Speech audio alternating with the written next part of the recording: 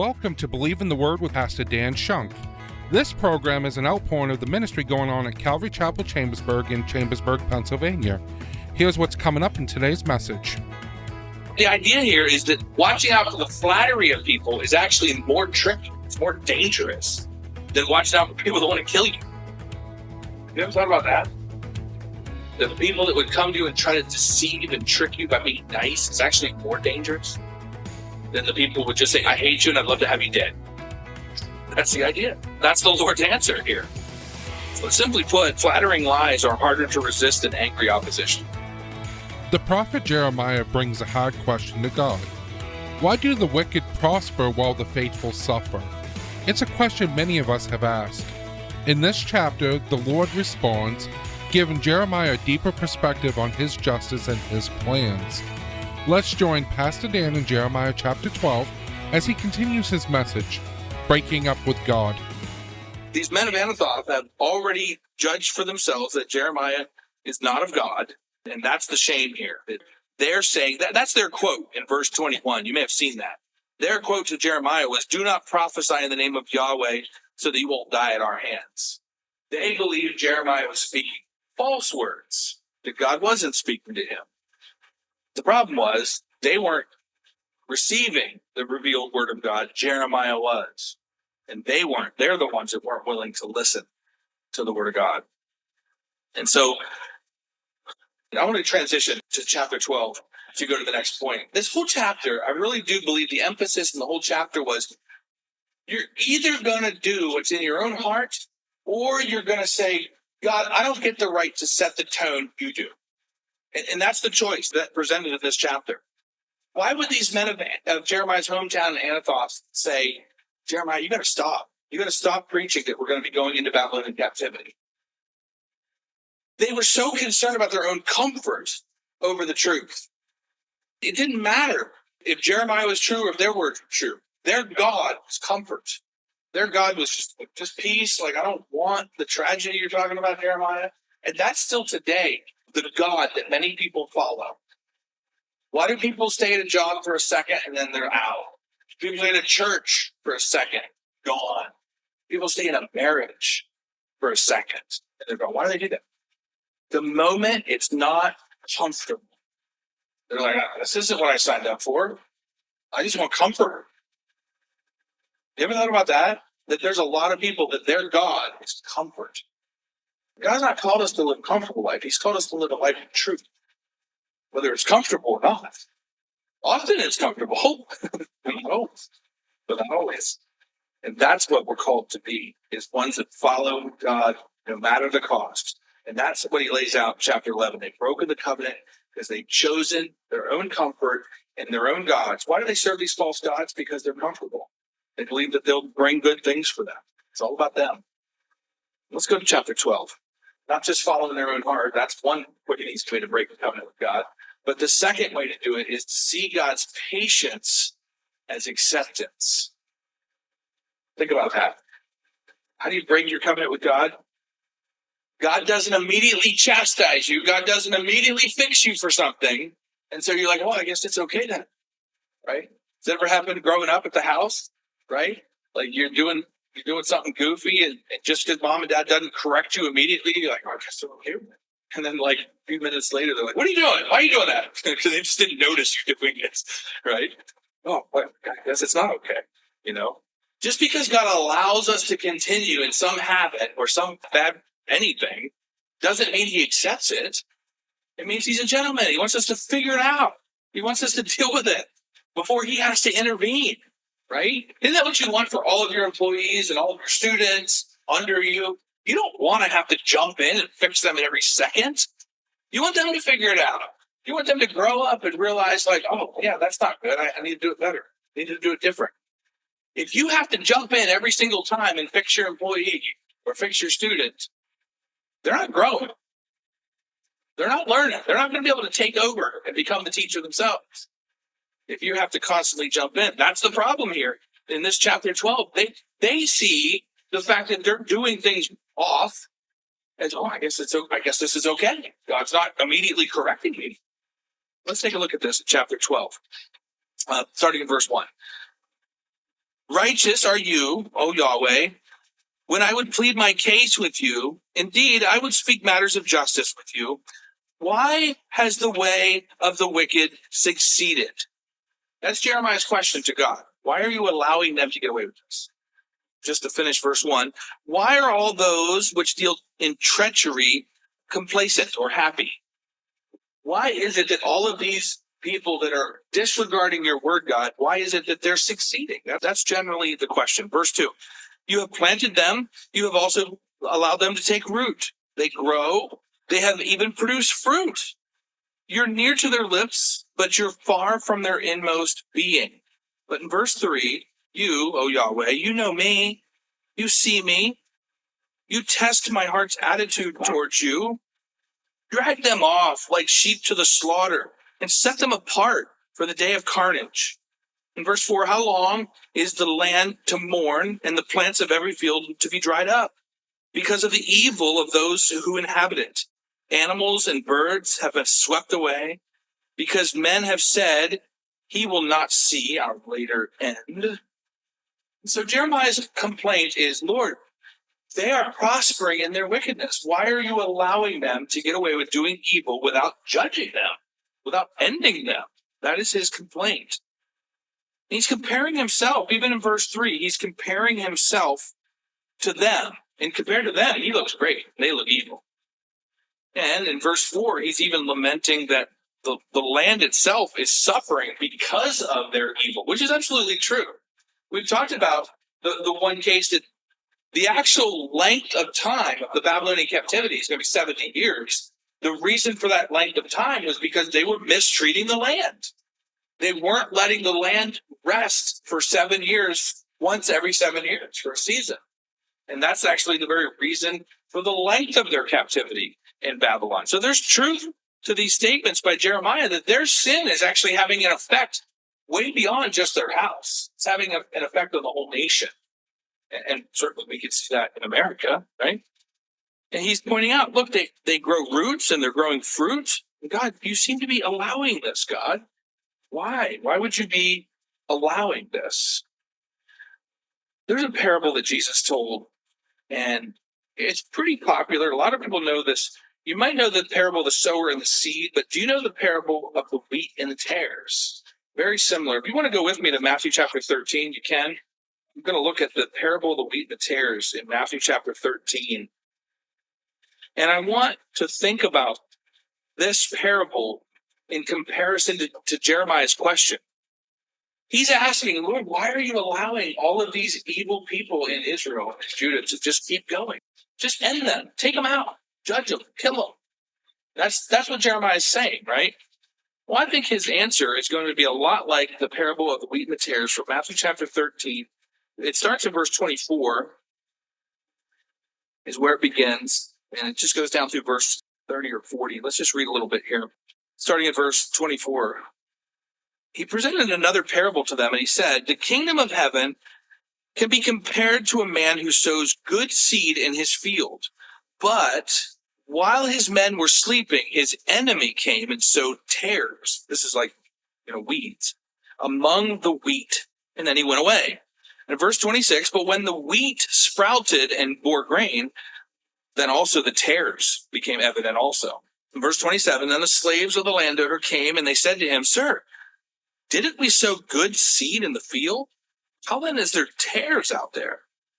In verse 28, he said to them, ooh, and it doesn't say, ooh, I said that. Ooh, an enemy has done this. The slaves said to him, do you want us then to go and to gather them up? But in verse 29, he said, no. For while you are gathering up the tares, you may root the wheat with them. So here's what we're going to do in verse 30. Allow both of them to grow together until the end of the harvest. In the time of the harvest, I will say to the reapers, first gather up the tares and bind them in bundles to burn them up, but gather the wheat and bring it into the barn. And that is really the heart answer. Go back to Jeremiah. That's really the heart answer to Jeremiah's question. Have you ever asked that question? Lord, this guy in my family, this guy in my workplace, he's horrible. Just take him out. Get rid of them. And year after year, it's like, Lord, how can you allow this? Right? I've said that about some people in our government. Said, what? No, I'm just joking. Lord, why don't you just let them go? Right? And this is, I believe, a large part of the Lord's answer. If you take out the evil, it's going to have an unattended effect on the believers. You know what that says? It actually says that having unbelievers around you has an effect on you. They can actually drive you to the Lord. That's what's happening to Jeremiah right now, isn't it? He's coming to the Lord saying, Lord, you got to deal with that. I need your help here. In a way, it's driving us to the Lord to have these troubles, these calamities all around us. God knows how to separate the good from the bad. Don't worry about that. In the end, he's not going to make a mistake and accidentally, send you to hell because you were around too many sinners in your life. Like, oh, I'm sorry, I just got you mixed up in that crowd there. Sorry about that. No, it's not. Don't worry. The Lord knows how to pick you out of a mess. He did that for Lot, didn't he? In the New Testament clearly reminds us Lot was a righteous man. The New Testament clearly tells us that, but he was mixed up with scoundrels in Sodom. The Lord knows how to separate the good from the bad. So don't worry about that. And so that's what I believe Jesus would answer him if he was reading the New Testament. But let's take a look now at God's answer. It begins in verse 5. In verse 5, he tells kind of a parable in verse 5 to give the answer. So this is Jeremiah 12:5. If you have run with the footmen and you've been tired out, then how can you expect to compete with the horses? If you fall down in a land of peace, how will you do in the thicket of the Jordan? For even your brothers and the household of your father, even they have dealt treacherously with you. Even they have called aloud after you. Do not believe them, although they may say nice things to you. Watch out for their deceit, he's saying. So God's answer is basically to him, look, this is no big deal. God tells him that this angry opposition that he's dealing with from the men of Anathoth and others is nothing. It's small. It's small. In fact, he's comparing the small trouble that he's having with these people in Anathoth that want to kill him. He's calling that small trouble. He's actually comparing that at the end of verse 6 to people that would come and say nice things to you. That's actually a harder thing to deal with. People that would want to flatter you. People that would want to steer you away by giving you nice words. Oh, that church over there, they're not really the best for you. We have the best for you over here. We can really give you what you need over here. Just come to our group or whatever. The idea here is that watching out for the flattery of people is actually more tricky. It's more dangerous than watching out for people that want to kill you. Have you ever thought about that? The people that would come to you and try to deceive and trick you by being nice is actually more dangerous than the people who would just say, I hate you and I'd love to have you dead. That's the idea. That's the Lord's answer here. Simply put, flattering lies are harder to resist than angry opposition. It is. When somebody comes up to you and says, oh, best thing since sliced bread, and they're not treating you right, we'll treat you. That's hard to resist. It's hard to resist. That's God's answer to him. Oh, you think this is bad, Jeremiah? That's nothing. That's nothing. Let's go to verse 7. Verse 7, I have forsaken my house.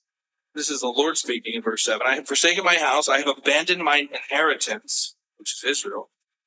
I have given the beloved of my soul into the hand of her enemies. My inheritance has become to me like a lion in the forest. She has given forth its voice against me. Therefore, I have come to hate her. This is God talking. Come to hate her. Is mine inheritance like a speckled bird of prey to me? Are the birds of prey against her on every side? Go gather all the beasts of the field and bring them here to devour. God always treats us the best possible way, the way we deserve to be treated. But here he's comparing them to a roaring lion that's roaring against him. He's given them everything, and here they are just bucking against what he's trying to do. This rebellious roaring and speckled sin, so to say, of this speckled bird. It needs crushed out of them, and Babylon's going to do it. this pride of roaring, this like a roaring lion against God, the speckled bird. The idea of the speckled bird is to be puffed up with pride. That's the idea. This pride needs beaten out of them. He's trying to talk to them, convince them with words. It's not working. So there's going to become a physical answer to getting this to change out of them. Verse 10, many shepherds or pastors have ruined my vineyard. He's talking about the leaders of Israel right here in verse 10. Many shepherds or pastors have ruined my vineyard. They have trampled down my portion. They have made my desired portion a desolate wilderness. In verse 11, it has been made a desolation. Desolate, it mourns before me. The whole land has been made desolate because no man sets it upon his heart. On all the bare heights in the wilderness, destroyers have come. A sword of Yahweh is devouring from one end of the land even to the other. There is no peace for any flesh. In verse 13, they have sown wheat and they've reaped thorns. They have strained themselves to no profit. But be ashamed of your produce, of what you've produced, because of the burning anger of Yahweh. They have had many leaders in Israel that have led to this downfall. I mean, seems very similar to what we're going through even in America, right? But at the end of verse 13, it's very interesting. At the end of verse 13, the Babylonians will also be ashamed after taking a spoil from Judah, because the Lord will repay. That's the idea at the end of verse 13. They have strained themselves for no profit, but be ashamed at the end of verse 13 of your produce because of the burning anger of Yahweh. Verse 14. Thus saith Yahweh concerning all my evil neighbors who beat at the inheritance with which I have caused my people Israel to inherit. Talking about the land of Israel. Behold, I am about to uproot them from their land, and I will uproot the house of Judah from among them. Verse 15, it will come to pass after that I have uprooted them, that I will return and have compassion on them. Speaking of later on, cause them to return, each one to his inheritance and each one to his land. So this is speaking to Babylon here, and God is promising to take them out of their land, take Israel out of their land by Babylon, and then have Israel returned to it again afterwards. After Babylon will be judged and Israel will return to their land after the 70 years of captivity. Finish the chapter here, verse 16. Then, if they will really learn the ways of my people to swear by my name, as Yahweh lives, even as they taught my people to swear by Baal, they will be built up in the midst of my people. He's talking about Babylon here in verse 16. After Babylon, Israel's going to be taken into the Babylonian captivity, but then Babylon will be judged and put under. We know that's going to happen by the Medo-Persians. And here is a promise in verse 16 and 17 that if Babylon would learn the ways of my people Israel, then even they can come into the midst of my people Israel. Verse 17, but if they will not listen, if Babylon will not listen, then I will uproot that nation. I will uproot, make it to perish, declareth Yahweh. So even the Babylonians will have an opportunity to come to Jesus and be saved. What an amazing thing. I do think sometimes we get so pigeonholed that we think that, God was only saving people in Israel, and that's not the case. His mind has always been open to everyone receiving the gospel and coming to Christ and being saved, even coming out of Egypt. Do you remember what they called it in the Old Testament when they're coming out of Egypt? Israel had with them the mixed multitudes. There was a lot of people from a lot of other nations that came with Israel when they first came up out of Egypt into the promised land. There's always been other people of other nations that have accepted the Lord and been saved. And so I want to go now to finally to the next chapter. Chapter 13, here's the third easy step to breaking a covenant with God, which is to be so blinded by your pride that you just can't even see the obvious. And all three of these, I think, really, really dovetail together. But their pride is going to be on highlight now in chapter 13. Okay, we just really come through the idea of they've been sinning and it seems like they're getting away with it, okay, because of their pride, and they just get more popped up as they go. God's not judging us, let's keep going. Well, now chapter 13 is going to hit that nail on the head and say, your pride is going to be judged. One thing that happens when they come out of the Babylonian captivity after 70 years is they are never, ever, ever again known as a people that worship false gods. Even to this day, Israel is not a people that serve false gods any longer. The majority of people in Israel would consider themselves atheists, and the rest would consider themselves Jewish by religion. So there's not very many that would call themselves Buddhist or Hindu or anything else, or any other religion. So take a look at their pride here. They're so puffed up, they can't see it. Chapter 13, verse 1. Then Yahweh said to me, go and buy yourself a linen belt. You might have the word girdle, but it's really a belt. Goes around your waist. It's not like a belt that a man would wear today. This was the idea of almost like an undercloth. It wasn't the actual undergarment that they wore, but it was another garment on top of that was designed to put around the waist. And the primary use of this belt, that would have been really long, would be to take up your clothes and to tie it into your belt to either run or get work done. So it's important to recognize what this belt is. This belt was an essential part of the life of any worker. If you were going to get any work done, you needed this belt to be able to tie up your garment, to be able to move around, get some work done. In fact, the Lord's going to compare this later on to say, this is what Israel is to me, God says. Israel was like, I tied Israel around me like a belt.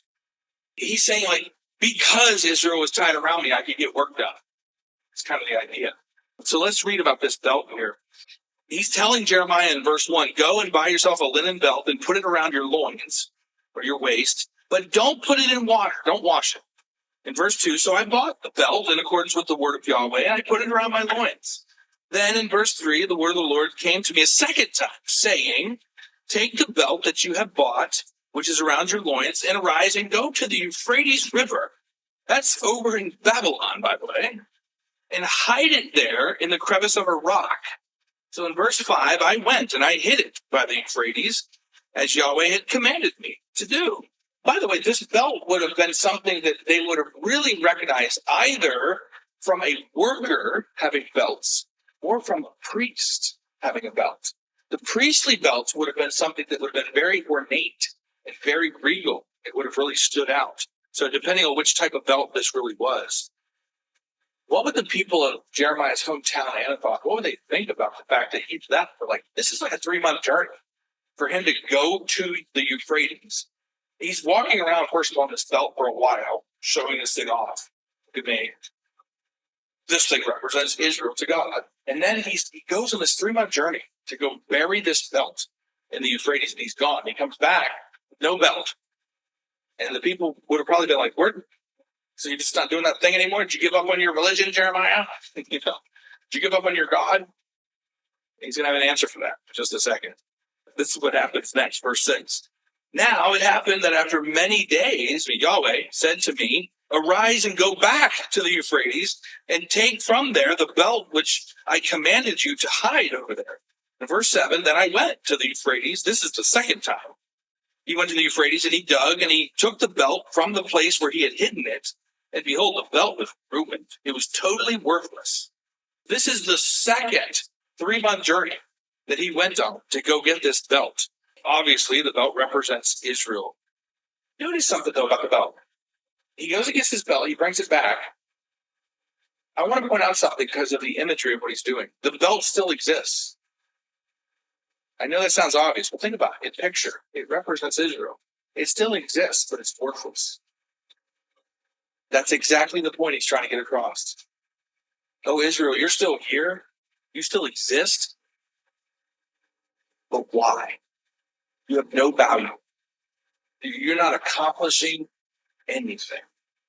I think Jesus said something like that to us in John 15. He said, I am the vine, you are the branches. Abide in me. Without me, you could do what? Not a little, not a bunch, maybe kind if you work hard. No, nothing at all. That's exactly what he's trying to get across. Oh, Israel, you still exist. You're still walking around and going places. You're still going to the temple and doing rituals. But you are absolutely worthless. As we close our study on today's Believe in the Word with Pastor Dan Shunk, Jeremiah's questions remind us that God welcomes our honesty, even in confusion. But his response reminds us that his wisdom is greater than ours. As we trust his timing and justice, we find hope knowing his purposes will never fail. If you've been encouraged or challenged by today's message, we would love to hear from you. You can contact us at 717-500-1102. Again, our phone number is 717-500-1102. Or you can visit cchambersburg.org. To hear more teachings from Jeremiah and beyond, visit our website and click on the Media and Radio tab for our full archive. Or you can download the Calvary Chapel Chambersburg app to listen anytime. While you're online, we invite you to learn more about our fellowship and our heart for ministry. And if you're in the Chambersburg, Pennsylvania area, we invite you to come join us at our home. Our church is located at 5121 Coffee Avenue, Chambersburg, Pennsylvania, 17201. This has been Believe in the Word with Pastor Dan Shunk.